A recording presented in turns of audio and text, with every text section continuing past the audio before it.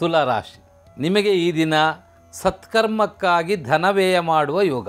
ವಿದ್ಯಾ ಕ್ಷೇತ್ರಗಳು ನಿಮ್ಮ ಹೆಸರಿನಲ್ಲಿದ್ದರೆ ಆದಾಯದಲ್ಲಿ ಬಹಳ ಏರಿಳಿತವನ್ನು ಕಾಣುವಂತಹ, ಅನಿವಾರ್ಯವಾಗಿ ಬೇಕಾದ ಸಂಪತ್ತಿಗೆ ಈ ದಿನ ಅಸಮಾಧಾನಗಳು ಉಂಟಾಗುವಂಥ ಸಾಧ್ಯತೆ ತುಲಾರಾಶಿಯವರಿಗಿದೆ.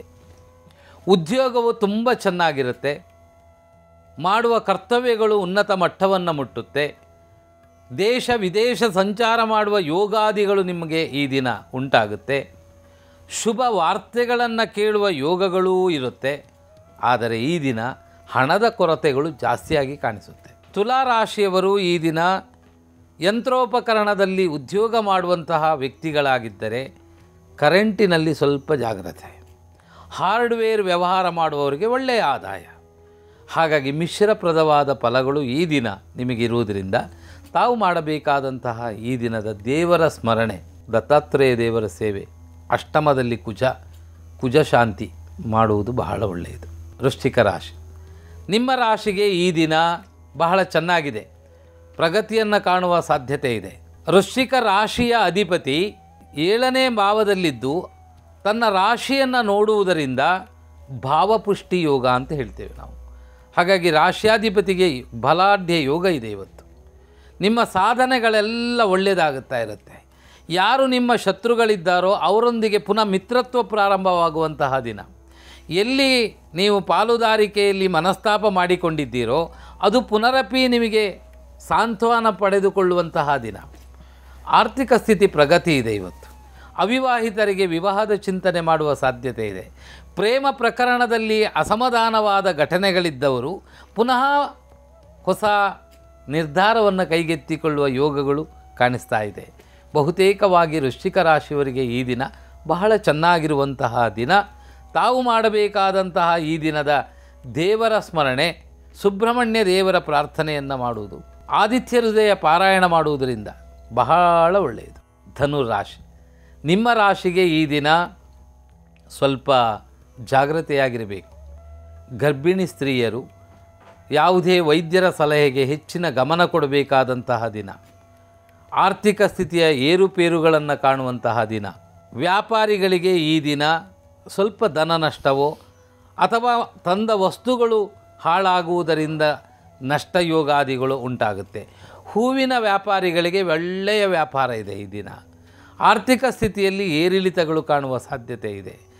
ಧನುರಾಶಿಯವರಿಗೆ ಮಿಶ್ರಪ್ರದವಾದ ಫಲಗಳು ಜಾಸ್ತಿಯಾಗಿ ಕಾಣುವುದರಿಂದ ತಾವು ಈ ದಿನ ಮಾಡಬೇಕಾದಂತಹ ದೇವತಾ ಸ್ಮರಣೆ, ದುರ್ಗಾ ಪರಮೇಶ್ವರಿ ದೇವರಿಗೆ ಕುಂಕುಮ ಅರ್ಚನೆಯನ್ನು ಅಥವಾ ದುರ್ಗಾ ಪರಮೇಶ್ವರಿ ಕ್ಷೇತ್ರದಲ್ಲಿ ಹಾಲಿನ ಅಭಿಷೇಕವನ್ನು ದೇವರಿಗೆ ಮಾಡಿಸುವುದರಿಂದ ನಿಮ್ಮ ಇಷ್ಟಾರ್ಥ ಸಿದ್ಧಿ.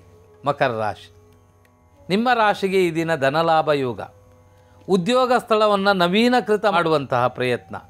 ವಾಸಾಲಯದಲ್ಲಿ ಹೊಸ ನಿಮಗೆ ಅನಿಸಿದಂತಹ ಆಯಾಮವನ್ನು ಅಥವಾ ಗೃಹ ವಲಯದಲ್ಲಿ ಗೃಹ ಉಪಯೋಗಿ ವಸ್ತುಗಳನ್ನು ಸರಿ ಮಾಡಿಕೊಳ್ಳುವಂತಹ ಸಾಧ್ಯತೆ, ಭೂಮಿ ಪಡೆಯುವಂತಹ ಸಾಧ್ಯತೆ ಈ ದಿನ ಮಕರ ರಾಶಿಯವರಿಗೆ ಬಹುತೇಕವಾಗಿ ಶುಭ ಇದೆ.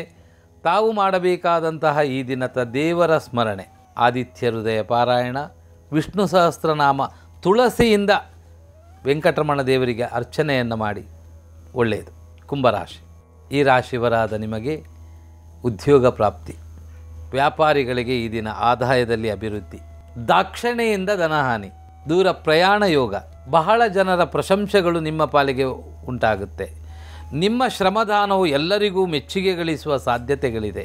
ವಿದ್ಯಾರ್ಥಿಗಳಿಗೆ ನಿಮ್ಮ ಸ್ಪೋರ್ಟ್ಸ್ ಮ್ಯಾನ್ಗಳು ಇದ್ದರೆ ಅವರು ಈ ದಿನ ಮಾಡುವ ಏನು ನಿಮ್ಮ ಸ್ಪರ್ಧೆ ಇದೆ ಅದರಲ್ಲಿ ಉನ್ನತ ಮಟ್ಟವನ್ನು ಮುಟ್ಟುವ ಯೋಗಗಳಿದೆ. ಬಹುತೇಕವಾಗಿ ಕುಂಭರಾಶಿಯವರಿಗೂ ಈ ದಿನ ಒಳ್ಳೆಯದಿದೆ. ಆದರೆ ತಾವು ಮಾಡಬೇಕಾದಂತಹ ಈ ದಿನ ದೇವರ ಸ್ಮರಣೆ ಯಾವುದು ಅಂದರೆ ನಾಗದೇವರ ಸೇವೆಯನ್ನು, ಅಷ್ಟಮದಲ್ಲಿರುವಂತಹ ಕೇತು ಗಣಪತಿ ಆರಾಧನೆ, ಎಳ್ಳೆಣ್ಣೆಯನ್ನು ಗಣಪತಿ ದೇವರಿಗೆ ಅಥವಾ ತುಪ್ಪವನ್ನು ಕೊಟ್ಟು ಸೇವೆಯನ್ನು ಮಾಡುವುದು ಒಳ್ಳೆಯದು. ಮೀನರಾಶಿ, ನಿಮ್ಮ ರಾಶಿಗೆ ಈ ದಿನ ಆರ್ಥಿಕ ಪ್ರಗತಿ, ಮಾತಾಪಿತೃಗಳ ಮೂಲದ ಸಂಪತ್ತು ಪ್ರಾಪ್ತಿ ಅಥವಾ ಸಹೋದರರೊಂದಿಗೆ ಭಿನ್ನಾಭಿಪ್ರಾಯಗಳಿಂದ ಮುಕ್ತಿ, ಕೋರ್ಟು ಕಚೇರಿಯ ಸಮಸ್ಯೆಯಿಂದ ಹಿನ್ನಡೆ.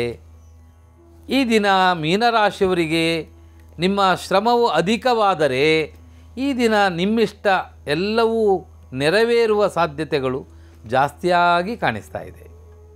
ತಾವು ಈ ದಿನ ಮಾಡಬೇಕಾದ ದೇವರ ಸ್ಮರಣೆ, ವೀಳ್ಯದೆಲೆಯ ಮಾಲೆಯನ್ನು ಮುಖ್ಯಪ್ರಾಣದೇವರಿಗೆ ಅರ್ಪಣೆ ಮಾಡಿ ಸೇವೆಯನ್ನು ಮಾಡಿ. ದೇವಿ ಕ್ಷೇತ್ರದ ರಾಹುಕಾಲದಲ್ಲಿ ತಾವು ಲಿಂಬೆಯ ದೀಪವನ್ನು ಹಚ್ಚುವ ಪ್ರಯತ್ನ ಮಾಡಿ, ಒಳ್ಳೆಯದಾಗತ್ತೆ.